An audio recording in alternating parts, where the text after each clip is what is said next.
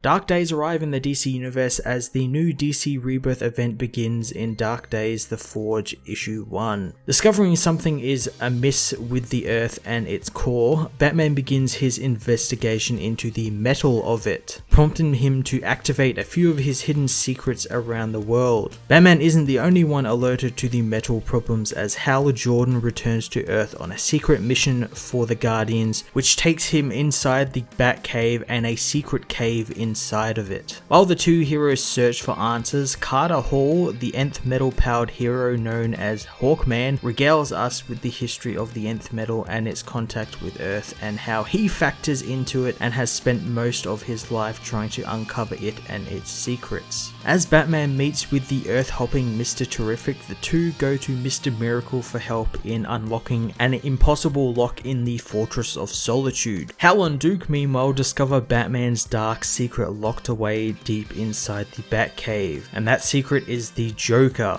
Dark Days The Forge Issue 1 was a huge issue with many connecting and branching stories that in lesser hands probably could have been a total train wreck, but between Scott Snyder and James Tynion, they make it an absolutely fantastic first issue in what I imagine will be a huge and impactful DC event in the coming years. Maybe it was the things this issue introduced or reintroduced, but this has been the first DC Rebirth and to an extent New 52 event that has made me feel like I was reading an event in the golden days of DC events, you know, from the 80s, 90s and early 2000s. It felt really grand on a scale that we haven't really seen all that much of in the recent years of the DC universe. In saying that, however, I guess we're now back to human immortal Hawkman and not space cop alien Hawkman anymore, which is really weird considering that he just got a mini-series about him and his adventures, and it seems to sort of shift that under the carpet like that didn't actually happen, like that's not the Hawkman we're talking about. It's very strange, and it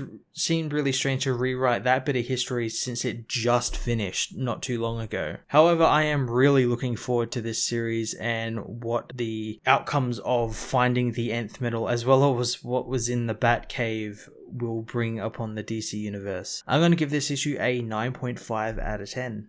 Well, I hope you enjoyed this review. I hope you'll check out my other reviews of comics out this week. You can also catch myself and Joel from Cape Joel in our weekly podcasts, Cape TV and the Comic Multiverse, over on his channel, the Weekly Pool Archive channel, and on SoundCloud. Links to them can be found in the description below. Also, you can follow me on Twitter and Facebook, and if you're feeling a touch generous, I have a cyber tip jar set up. Just follow the links below, and until next time, I am Matt of the Fortress of Solitude, and I will see you in another video.